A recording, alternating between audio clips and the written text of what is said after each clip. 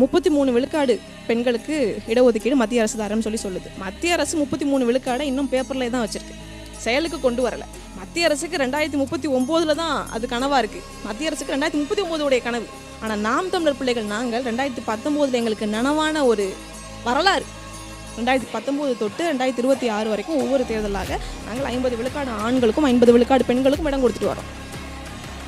பாராளுமன்ற தேர்தலில் 20 ஆண் வேட்பாளர்கள், 20 பெண் வேட்பாளர்கள். சட்டமன்ற தேர்தலில் 117 பெண்கள், 117 ஆண்கள். அப்போ ஆணுக்கு பெண் சமம் இல்லை, ஆணும் பெண்ணும் சரிநிகர் சமம் அப்படின்னு சொல்கிறோம். அப்போ ஏன் எங்களால் மட்டும் இது முடியுது அப்படின்னா, எங்களுடைய தேசிய தலைவர் மேதகு பிரபாகரன் அவர்கள் சொல்லியிருக்கிறாங்க, பெண் விடுதலை இல்லையேல் மண் விடுதலை இல்லை. பெண்ணடிமை தீர் மட்டும் பேசும் திருநாட்டில் மண்ணடிமை தீர்ந்து வருதல் முயல் கொம்பேங்கிற புரட்சி பாவலர். அப்போ பெண்ணடிமை தீர மட்டும் நீங்கள் பேசிக்கிட்டே இருந்தீங்கன்னா, இங்கே வந்து பெண் விடுதலைங்கிறது என்ன அப்படின்னா, அரசியல் அதிகாரம், ஆட்சி அதிகாரத்தை நோக்கி பெண்களை நகர்த்துறது தான் பெண் உரிமை.